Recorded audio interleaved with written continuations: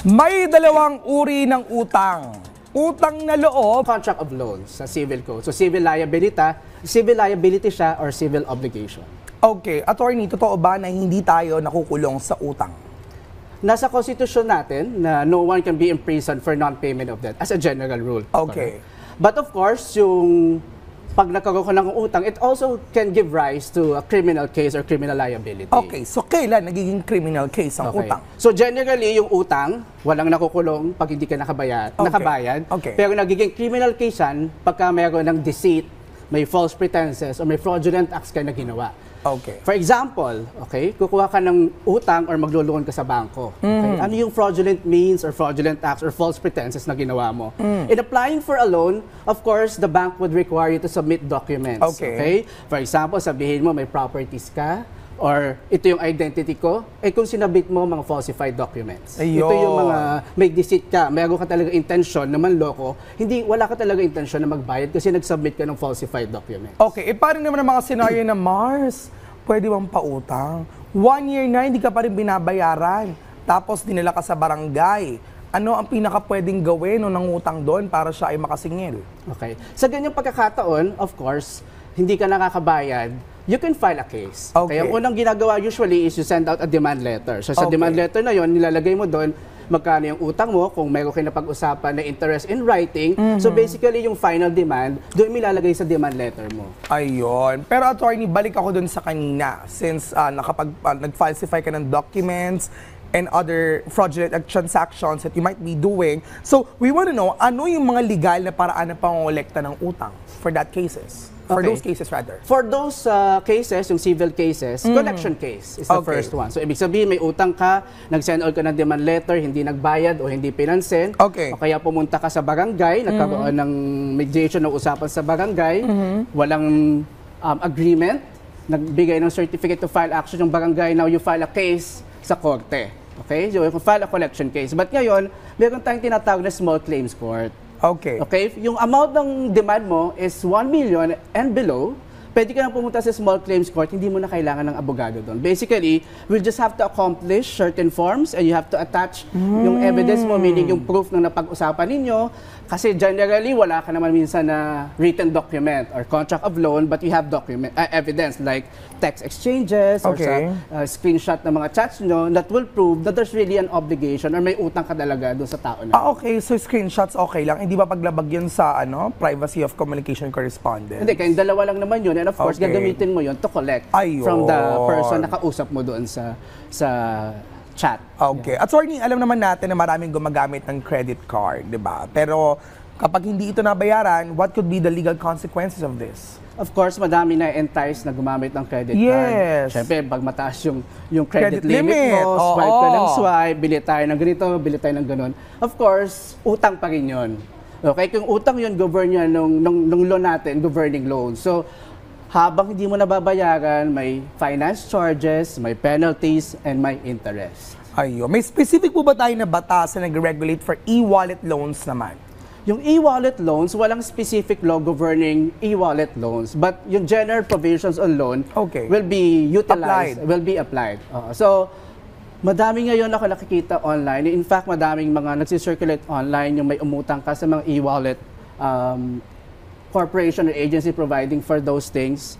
Tapos, mayroong sila sinicirculate na kunyari may warrant of arrest na, Okay. o kaya may demand letter na May ganun ba? pinadala sa'yo. Warrant of arrest? Yes. Okay. Ako as president ng IBP Quezon City, minsan kasi yung demand letter nanggagaling sa certain lawyer o kaya issued daw yung warrant of arrest ng judge. So, pinapa-confirm sa akin kung yung judge ba na to is talaga nasa Quezon City at generally, yung mga documents na to hindi totoo. Ayun ang babluff, panakot. Yes, panakot para of course makumpel yung debtor na magbayad ng utang. Kasi ba't naman di nagbabayad kayo talaga o manghihiram, di babayaran? Pero anyway, syempre, may mga emergency cases tayo.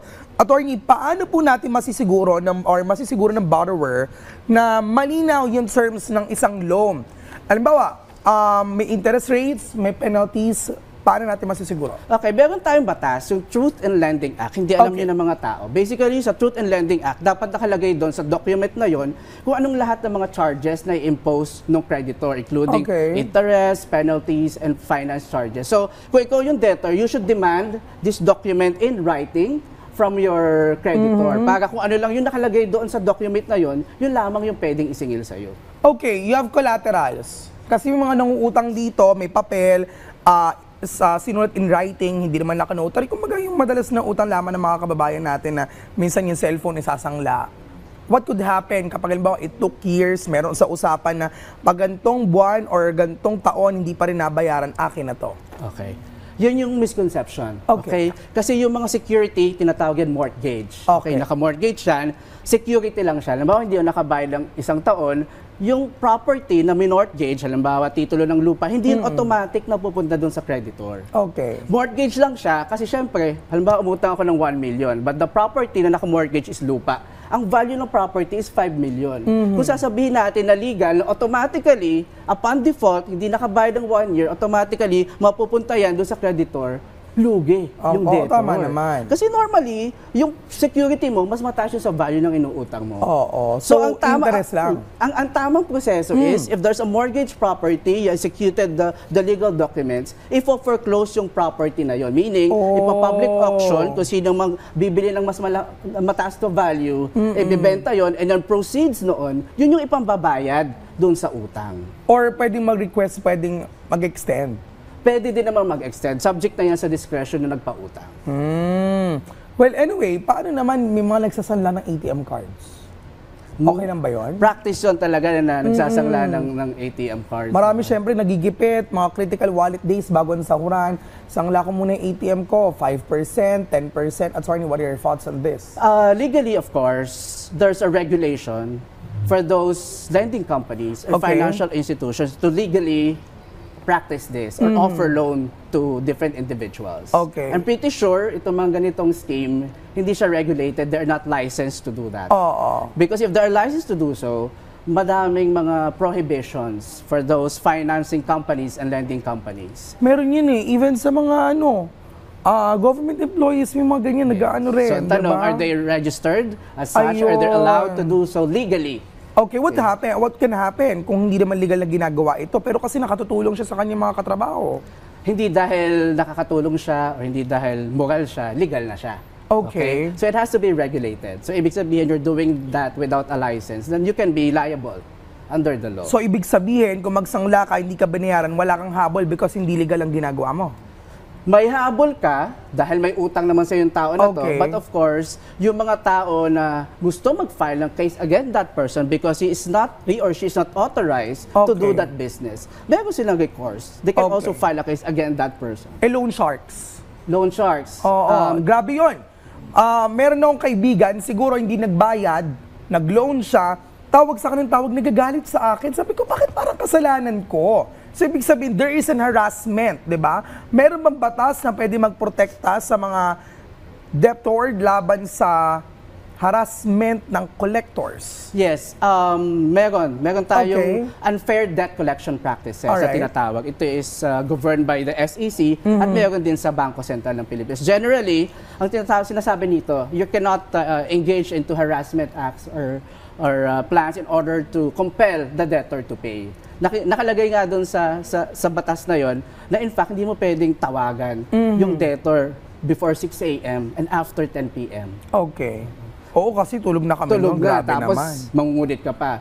And of course, madami din gumagawa, parang pinapahiya nila yung may utang, ipopost nila publicly. That is a prohibited act. Okay, what can happen? Ano pwedeng kasong kaharapin pag gano'n? Okay, of course, if they are licensed and registered businesses, there will be penalties, and after commission of the same offense for at least 3 times, the license can be revoked. Kung simpleng tao lamang, wala naman siyang talagang, kumaga inutangan lang siya, pinost niya online in conversation, of course, if it's not, photo. Hindi siya licensed financial company or institution, pwedeng cyber libel, violation of data privacy, yun yung mga pwede naman na cases that can be filed against an individual who is not licensed to do financing business. Attorney, hindi ko na kayang bayaran ng utang. Anong gagawin ko? Una, of course, makiusap ka. Okay. Ang pwede mong pakiusap is to suspend the imposition of interest. That's one. Pwede ka rin magpa-debt restructuring. Okay? Sa mga bangko, inaalaw naman yan. Kasi, syempre, yung consideration ng bank, mas okay na mabayaran ako kaysa totally hindi ako mabayaran. So, debt restructuring. And worst case scenario talagang if you are considered as insolvent under the law, you can file for insolvency Okay. before the court. But of course, yung declaration ng insolvency, dapat court order yun. Hindi mo lang sasabihin na, hindi, wala na talaga akong pera, bankrupt na ako. There should be a court declaration. And may examination pa yan na gagawin kung may pera ka ba talaga, may You will properties file a ka. case, you have to prove, yes. Okay. And of course, may mga creditor yan. I-dispute nila hindi, may pera talaga yan, may properties yan. So Ayun, it's a dadaan sa proseso. proseso, may kaso, at may hearing yun. Okay. Attorney, hanggang kailan ka magbabayad ng utang na loob? Hanggang kailangan magbayad ng utang na loob. Hanggat May legal Buhay obligation pa. ba yun? Hanggang buhay pa. Grabe naman. Well, kasi ugali ng mga Pilipinong utang na loob eh. Pero ito naman, hindi ka naman dapat makulong kapag Yes. hindi mo nabayaran ng utang na loob. Oo. Pero ikaw, attorney, marami may utang na loob sa'yo. Sinong hindi makakalimutan na may utang na loob sa'yo dahil hanggang ngayon hindi ka pa rin binabayaran? Madami may utang na loob kasi syempre pag nakakatulong ka sa iba, yung mga tao, nakahawa ng utang na loob sa'yo. Pero sa akin, Okay. I don't consider that as utang na loob kasi pag tumulong ka, you voluntarily do those things. Okay. Kumbaga, no consideration, no contract, no obligation. Ayun, may utang na loob ba sa pagmamahal, attorney? Wala because love is not a contract. Love does not require consideration. Nakakainis naman to si attorney. Napakagaling naman. On that note, maraming salamat at Soy ni Ruel Ilagan sa pagbabahagi ng mahalagang impormasyon. Ang utang ay hindi lang usapang pera. Ito ay usapang tiwala at responsibilidad.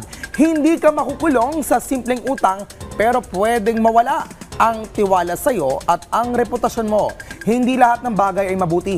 Kaya laging magtanong kung legal ba?